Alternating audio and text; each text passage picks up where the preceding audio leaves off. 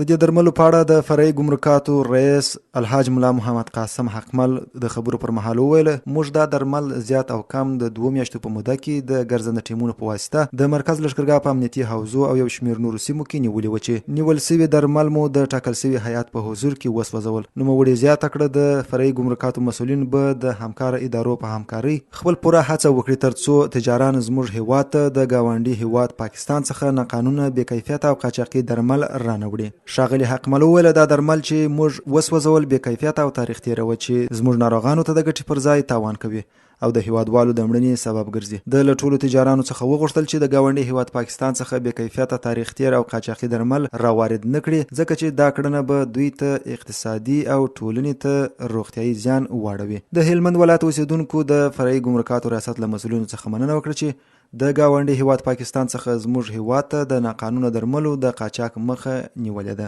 باید یادونه وشي چې تر دې وړاندې هم د فرعي ګمرکاتو ریاست اړوند د ګرځنده ټیمونو له لوري په سلګونه ټنه ناقانونه بیلابیل خوراکي او غیر خوراکي توکي نیول سوي او له منځه وړل سوي دي.